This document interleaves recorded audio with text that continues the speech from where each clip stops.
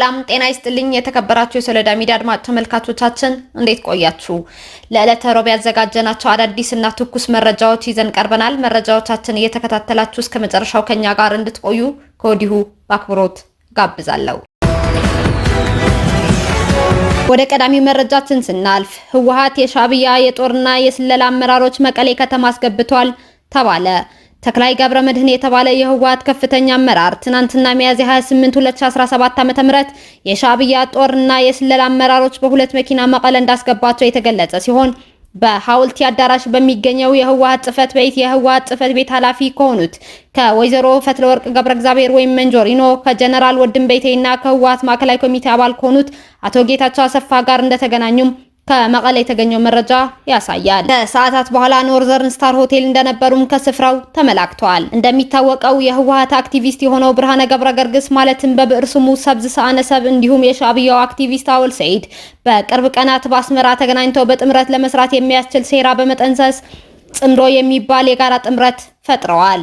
ከዚህም አልፎ የህወሓት አመራሮችና ጀነራሎች እንዲሁም የኤርትራ መንግስት ከፍተኛ አዛዦች እየተገናኙ እንደሆነ የቀድሞው የክልሉ ጊዜያዊ ፕሬዝዳንት አቶ ጌታቸው ረዳ እንዲሁም የአሜሪካና እንዲሁም የተለያዩ የአውሮፓ ሀገራት መንግስታት በመግለጽ ህወሓትን ከዚህ ድርጊቱ እንዲጠነቀቅ ቢያሳውቁትም አሁንም ግን ህወሓት ከድርጊቱ መቆጠብ አልቻለም።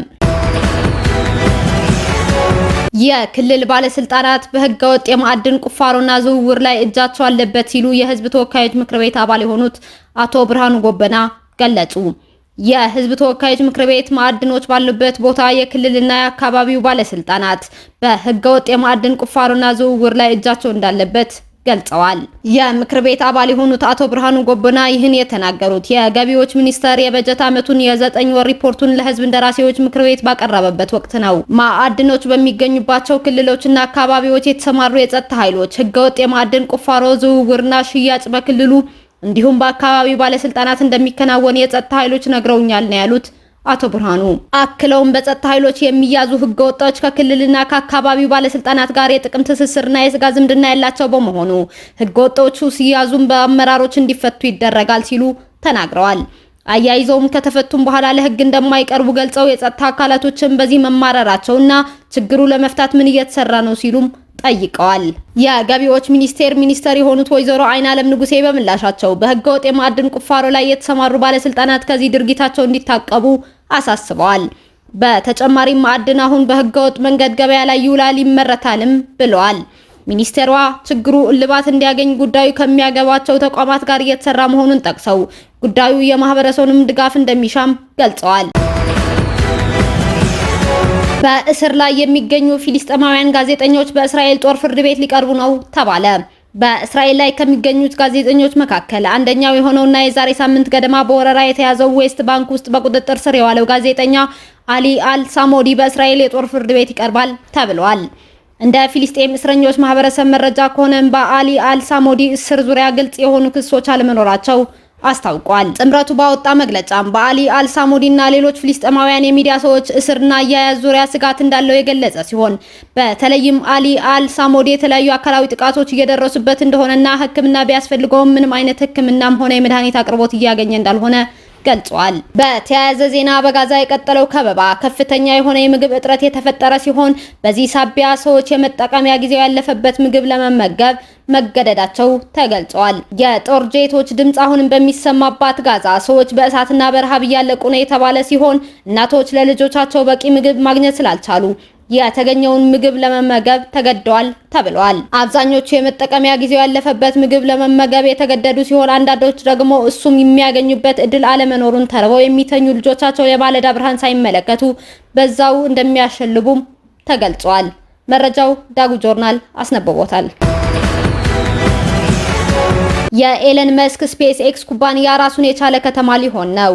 በቴክሳስ ደቡባዊ ጫፍ የሚገኘው የኤለን መስክ ስፔስ ኤክስ ኩባንያ ስታርቤዝ የተባለ ራሱን የቻለ ከተማ ሊሆን ነው ተብሏል። ኩባንያው እንደ ከተማ በይፋ ለማደራጀት በተሰጠው የውሳኔ ድምጽ ከተሳተፉ 283 የአካባቢው መራጮች መካከል አብላጫው የኩባንያው ሰራተኞች እንደሆኑ ይታመናል። የካሜሮን ካውንቲ ምርጫ ዲፓርትመንት ባወጣው ውጤት መሰረት 212 መራጮች የከተማ ምስረታውን ሲደግፉት 6 መራጮች ተቃውመውታል። በተጨማሪም ስፔስ ኤክስ በአጠቃላይ ለስራው ከአካባቢው ባለስልጣናት ሰፊ ድጋፍ አግኝቷል ነው የተባለው። እንዲያም ሆኖ መስክ ይፋዊ የኩባንያ ከተማ ለመፍጠር ማቀዱ በአንዳንዶች ዘንድ ስጋት መፍጠሩም አልቀረም። ተቺዎች መስክ የባህር ዳርቻንና ፓርክን መዝጋትን ጨምሮ ትልቅ ኃይል ሊያገኝ ይችላል ይላሉ። በቴክሳስ ደቡባዊ ጫፍ በሜክሲኮ ድንበር አቅራቢያ የሚገኘው ስታርቤዝ የ3.9 ካሬ ኪሎ ሜትር ስፋት ያለው ነው። መረጃው አልጀዚራና ስፔስ አጋርተውታል። ህንድ ፓኪስታን ላይ የአጸፋ እርምጃ ወሰደች። ህንድ 9 ኢላማዎች ላይ ጥቃት በማድረስ ፓኪስታን ላይ የአጸፋ እርምጃ ወስዳለች።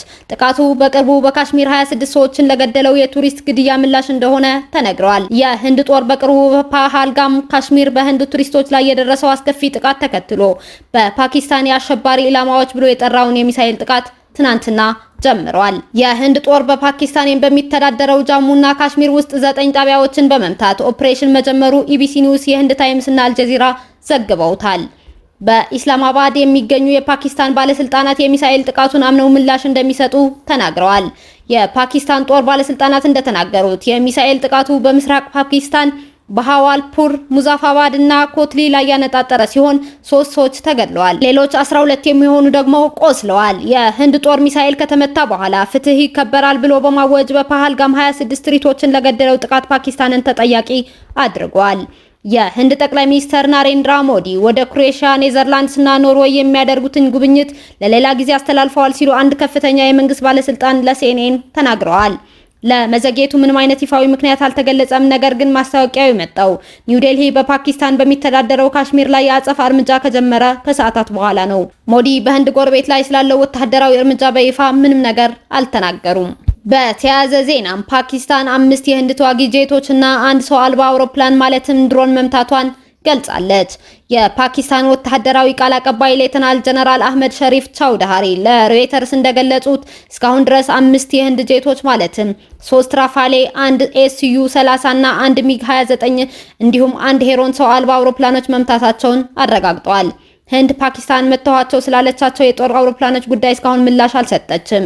የራፋሌ ተዋጊ ጄት ውስጥ እንደያዘው ፓኬጅ ቢለያይም ዋጋው ከ100 ሚሊዮን እስከ 277 ሚሊዮን ዶላር ሊያወጣም ይችላል። የሶሎዳ ሚዲያ አድማጭ ተመልካቾቻችን ለዕለተ ሮብ መርጠን ወደ እናንተ ያቀረብናቸው መረጃዎቻችን እስካሁን ስትከታተሏቸው የቆያችሁ ይመስሉ ነበር። እስካሁን ከኛ ጋር አብራችሁን ስለነበራችሁ እያመሰገንኩኝ በሌሎች ዘገባዎች እስክንመለስ እንደተለመደው የሶሎዳ ሚዲያ ቤተሰብ በመሆን ላይክ፣ ሼር፣ ሰብስክራይብ ማድረጋችሁን አትርሱ። አዳዲስ ትኩስና ወቅታዊ መረጃዎቻችን በቶሎ እንዲደርሷችሁ የደወል ምልክቷን ይጫኑ። ሰላም ለእናንተ፣ ሰላም ለኢትዮጵያ።